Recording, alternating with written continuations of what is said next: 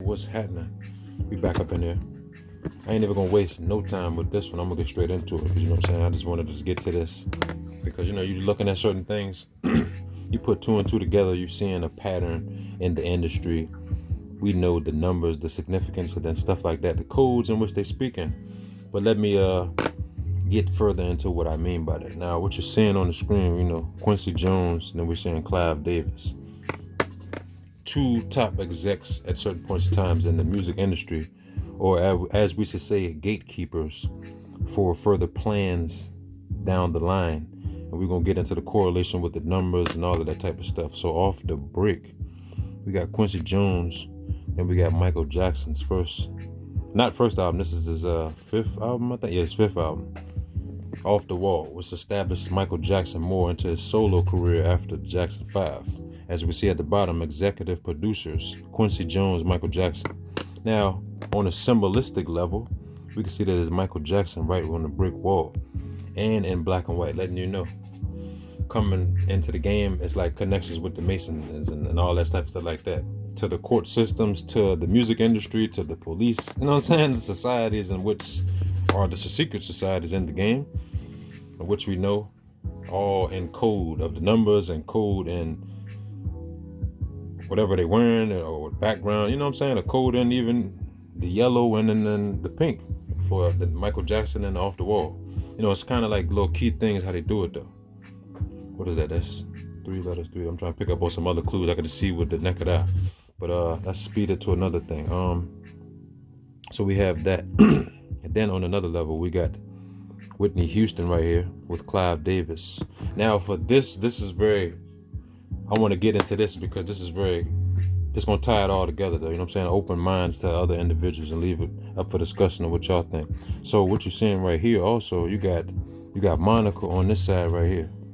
You got Clive Davis in the middle, then you got Brandy right here. Now in these last days right here, this is around the time where they was trying to get rid of Whitney Houston. Now as you can see right here, even in the TikTok video, she gave Brandy a note. You know what I'm saying? What was disclosed in that note was probably something letting them know to get away from this guy right here. Because, she got her stuff in the game and all that stuff. Even his name is on the wall back there. It's like, look at all these symbols and see, look at all that. That's like hidden symbolism as well. I didn't catch that. But leaving it to what I'm saying is her hair looks damp, like she just got out the water. And in a TikTok video, I'm going to put that in there a little after, you know what I'm saying, But they were saying like, she said actually out of her own mouth, she said, I almost drowned today. And it was like, again? You know what I'm saying? Along the lines of that. So, it was an attempt, an assassination plot on her life at these last days. They said she was trying to get sober and stuff like that. There's another person I want to put in there, Mary J. Blige, because Mary J. Blige also was another individual coming up, singing about all the stuff that she went through, but she was in a similar state like Whitney Houston, drugged up, cocaine and all that stuff like that. A lot of that cocaine use was like what she was really going through. To down the line, she in Power with 50 Cent. And she's representing a character, a street character, you know what I'm saying, promoting and pushing the drugs, but you was consuming the drugs in the industry. It's crazy how they do that, right? So it's some of these people can play these roles because they was in these positions, these very well positions. All right, now we're gonna what else we're gonna put in there? We're gonna curve it over here to Aaliyah. You know what I'm saying? They're saying things about Aaliyah. Now we're gonna bring all this stuff in there as well. So before Aaliyah died in a plane crash, singer said she reoccurred a dream about flying away from her problems. You know what I'm saying? It is dark in my favorite dream. Someone is following me. I don't know why. I'm scared. She said in an interview with the Germany Weekly, around the time she was about it. You know what I'm saying? Our last days, I should say. Then suddenly I lift off far away. How do I feel?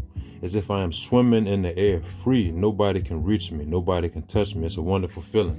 She wanted to be away because she was into the game since she was young. Now, as we see, her manager was her uncle, her mother and father, for that matter, to put her into the game very young. What age was she? Like some key age, like 12 or something like that. She had like a little performance, then later debut album at like 15, then get married to R. Kelly. All correlation to like how they do it. They get you into the game young. Okay, now let's look at this though. And Aaliyah's last days were spent filming the role Queen of the Dam. That's a code also, because that same role that she played, Queen of the Dam, represents the New World Order sense.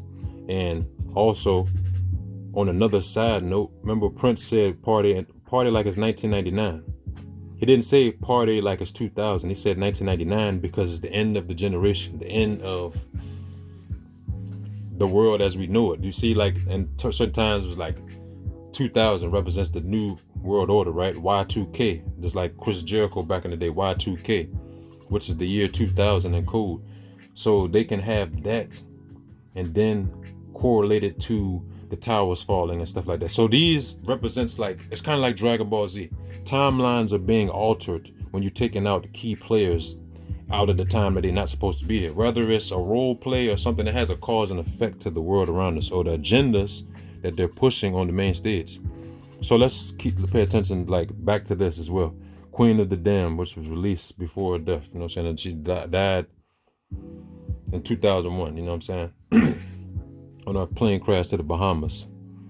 And they said the plane was overloaded and crashed shortly after liftoff. You know what I'm saying? They found alcohol, cocaine in the system of the pilot and stuff like that. But then I did more research on that as well. They said that some of these people didn't want to even go on this ride. So they was like not sleeping and stuff like that. You know how you get a little sedative and stuff like that. So some of these people may have been doing drugs or something like that before, just to, like, you know what I'm saying, get themselves to sleep, which is like little dosages. But that's not all to the thing, you know what I'm saying? Because they'll size it up, they'll drug you or slip something in your drink. Now this so-called whatever it may have been is undetected in your system. They can rule it as ammonia and stuff like that. You know, it's a history of doing all the type of stuff. You know, on another level, let's bring it over here, brick wall, you know what I'm saying? And even this, to modern times. Connections in the game, like Gatekeeper, like I was telling you, Quincy Jones. So if we're saying Quincy Jones, then this is another Quincy Jones, in a sense, Gatekeeper in the game. Burna Boy coming to the game when he was excited to meet Diddy, he like in the flesh, all that shit like that, hugging this man like you just hopped off the damn boat. Then you came to America, like coming to America, Eddie Murphy type shit. Like, nigga, why are you praising this nigga Diddy and you know what type of nigga this is? Look at this track record. So if you praising this nigga and you talking about in the flesh, nigga, you know what you getting into. Dippling, dabbling and shit. But let's get to this. Even if, no hate to Meek, it's like, what type of picture is this? Look at this nigga. Y'all got matching outfits. Matching outfits with a dwarf in the picture. You know what I'm saying? Like, excuse my language, but it's like, this is highly weird activity right here. Is it not? But then you got like Bloods in the back, so this is all showing you like, nigga, y'all got entourages of gangster niggas so-called, right? But y'all the niggas in the cahoots to hide what y'all doing. Yeah, nigga, hide behind the gangsters and all that, so you can promote the agendas. Y'all got matching outfits. That shit is wild shit. To even this, like, you know what I'm saying? Diddy calls Meek Mill daddy.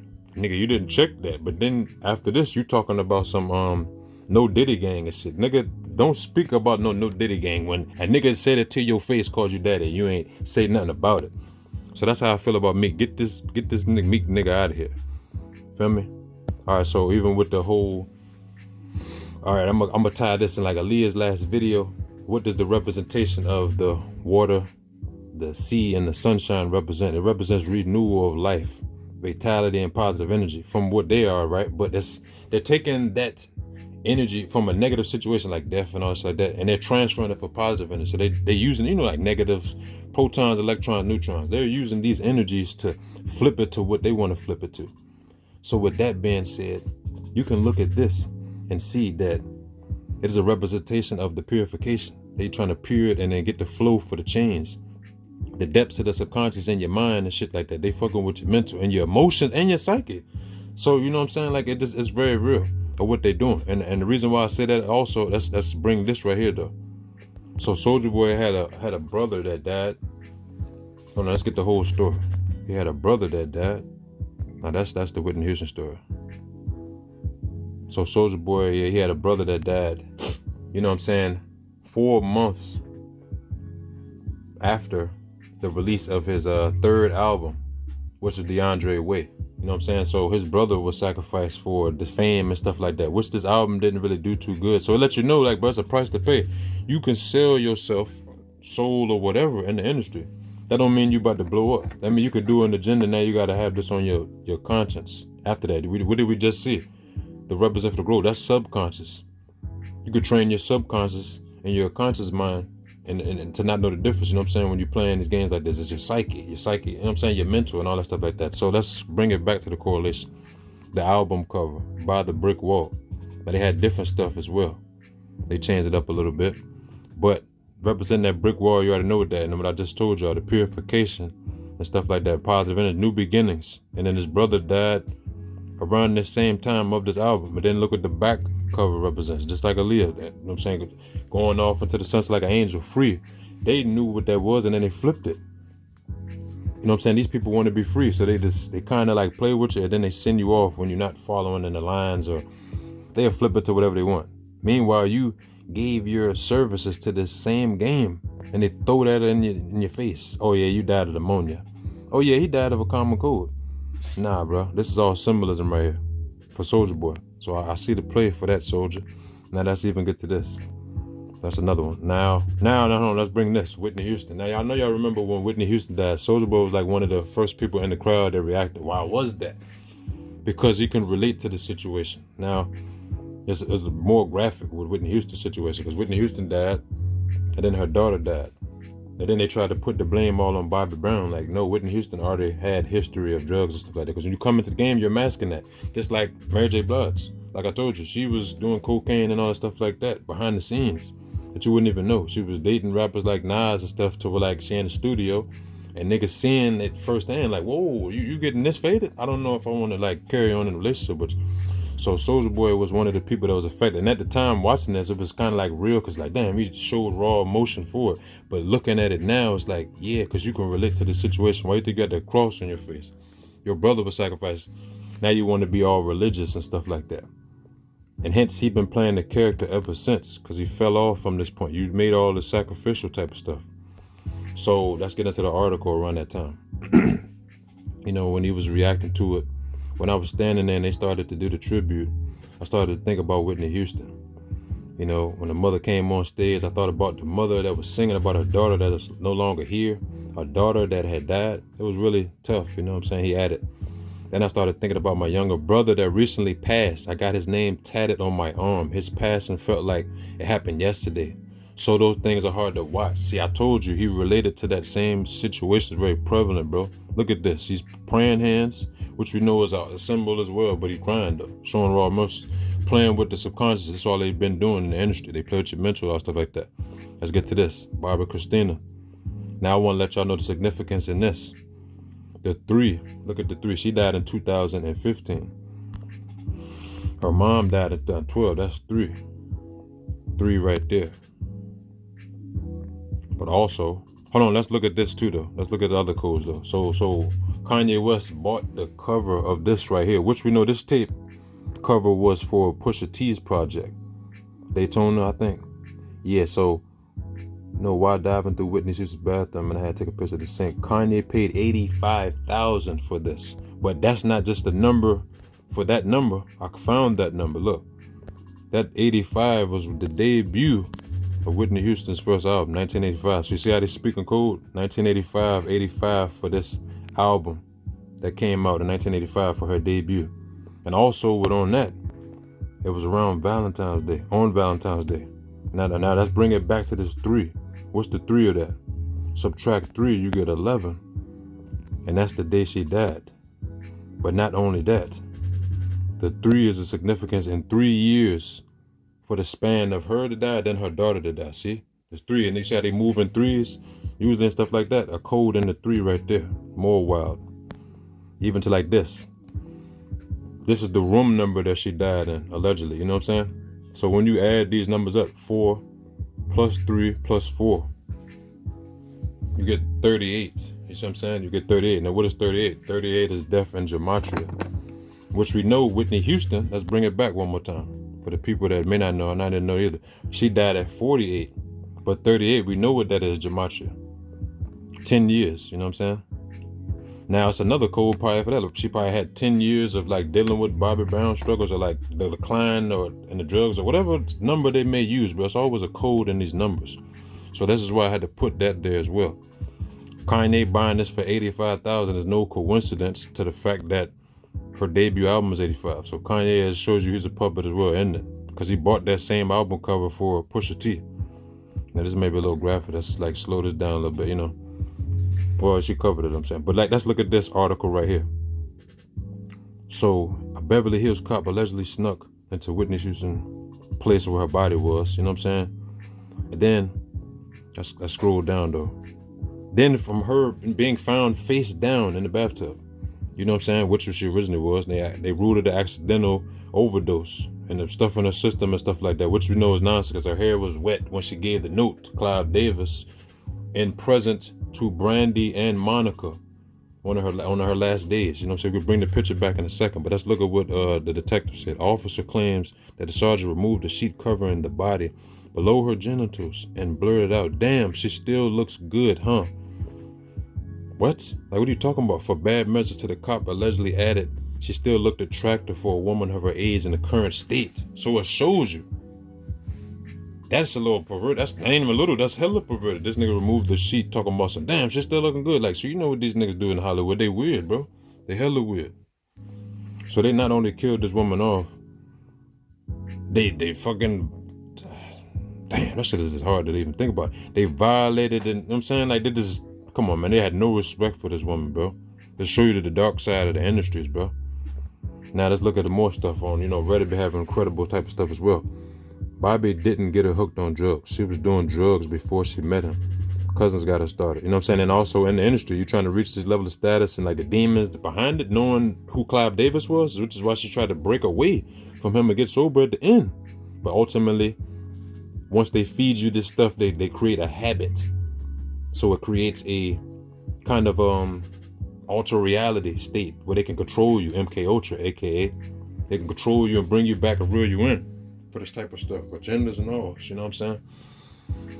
So, you know what I'm saying?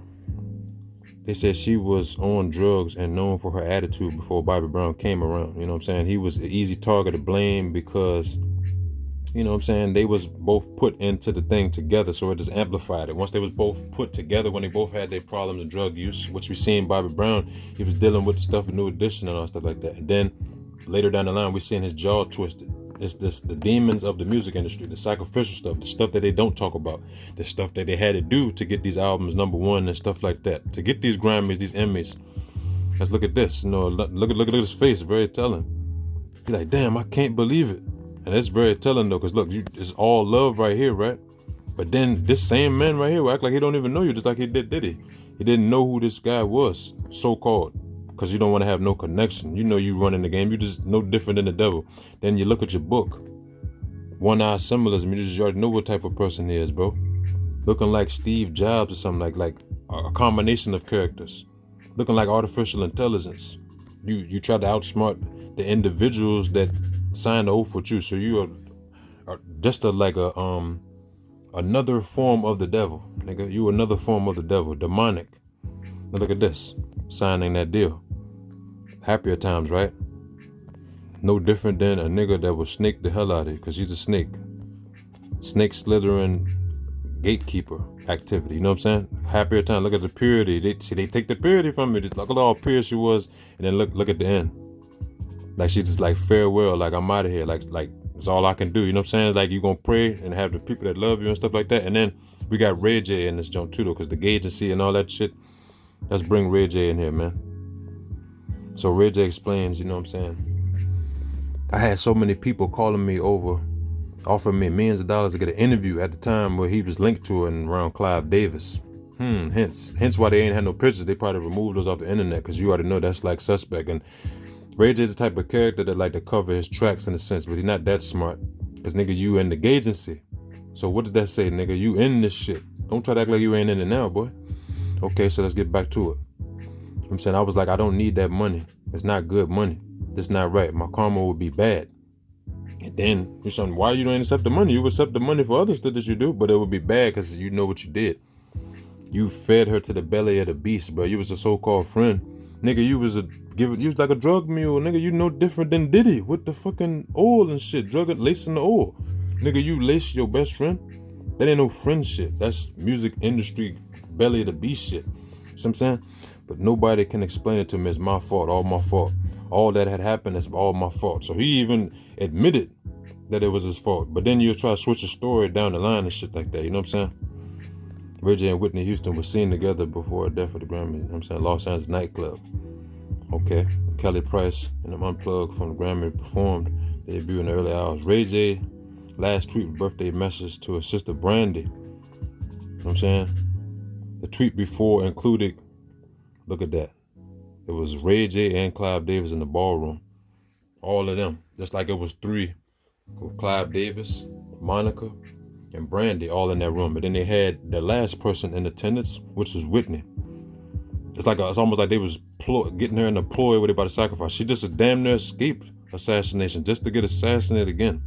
Or like internally, actually. You know what I'm saying? Then we're going to put this in here too, though.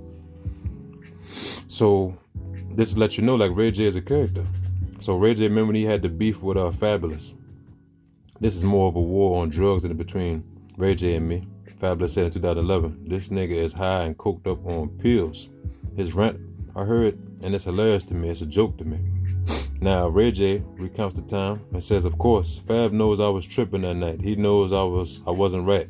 He knows somebody slipped something into my drink. Then he said, I'm just playing. Something happened. I don't know. It was Vegas. It was too turned up. We was in Vegas. Nah, nigga, that's Hollywood shit. And it don't matter if you in Vegas or whatever the hell you was at, in your home state. You Hollywood, nigga. So you just admitted and snitched on yourself. You was drugged up, you was in an altered state, and you wild out. So that's no different than Diddy. You got into a state, now you, nigga was like, nigga that said don't touch me, I touched that nigga. Like, had the booty goons and all that shit on this nigga. Then later down the line, nigga, you got shit like this. The Gagency, nigga. This is the CEO of the Gagency with you. Now y'all in pictures and shit like that. There's no different than this. This is the Gagency. Feel me? This is Quincy Jones with Michael Jackson, nigga. It's like for further stuff to come down. Rick Rubin and goddamn Russell Simmons. Yeah, nigga, these niggas perform yoga and shit. Got their toes out, their legs out, all that weird ass shit. It's like this nigga right here came in with the bald ass face, looking like a damn dyke and shit. But then you want to grow a beard like a Viking later down your career. Look at this. Made sure to keep his eye on that nigga. Yeah, you know you had to keep an eye on that nigga. See, it was all cool when a nigga like this all snuggled up. But then you like, oh shit, look at this nigga. Goofy Diddy and shit with the high top. So Diddy was always never no tough guy, bro. It was just, if anything, a gay gangster. You get what I'm saying? A gay gangster. Hence the gay. And look at this. Now Drake even said, look at pictures of myself without a beard. Now absolutely. I'm not sure how I went through life really functioning like that. See, even though he looked like a goddamn weirdo, nigga.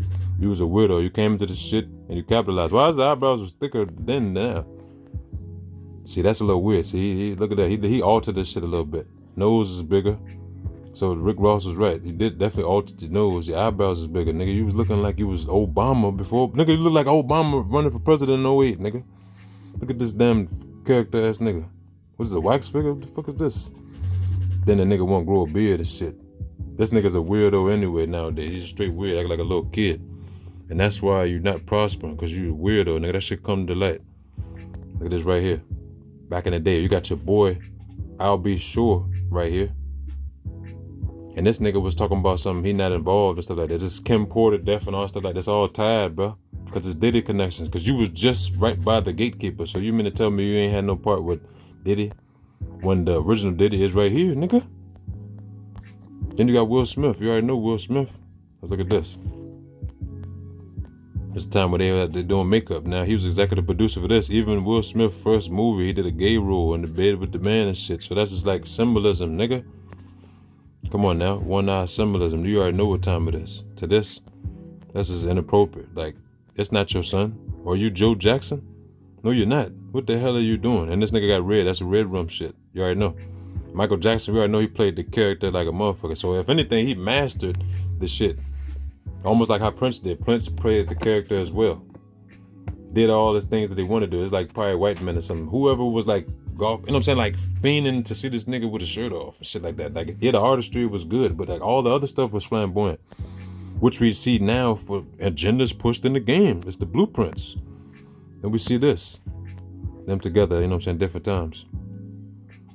I would put something with Meek Mill, but I ain't even gonna put that because I might have to blur that out. But it's like Meek got caught on Twitter. He got caught on Twitter linking his Amazon account And shout out to my homie, he let me know, I didn't even know that shit. He linked this Amazon account to his Twitter. Nigga buying sex toys. So that nigga, that's before Diddy. So I don't want to hear about no Meek Mill. You know what I'm saying? I will put the picture, but I ain't gonna do your boy like that. But you know, Meek Mill, I'm not listening to Meek. That's to say that. Meek, I'm not listening to Meek. Bald face, you feel me? This right here, look at this, one more. Nicki Minaj asked if he gonna come out the closet, cause she kind of read between the lines. That nigga got a whole organization called the Gagency. You dye your hair a lot, nigga. You almost like a Kanye swap out for weirdo behavior, cause you was a weirdo. Feel me saying? And then Brandy, your last look was by the Queen of Soul, and then y'all was in the room in cahoots with her sacrifice. That was some of the last people around her before she died. Ain't no good look. So y'all niggas, you know what I'm saying? Y'all, it's karma, man. That's karma, you know what I'm saying? One-eye symbolism and whatnot. To this, like, shocking picture right here. To this. To Kanye getting this jump for $85,000 and her goddamn debut is an 85? Kanye, you a puppet. Come on now. To your boy Soldier Boy crying about it, cause nigga, his goddamn brother, he sacrificed his brother for this shit, brick wall shit. But y'all let me know what y'all think, man. And Meek Mill, no Diddy gang, right? Get your ass out of here, nigga. Get the fuck out of here. Hey, y'all let me know what y'all think, man. Fire for them niggas.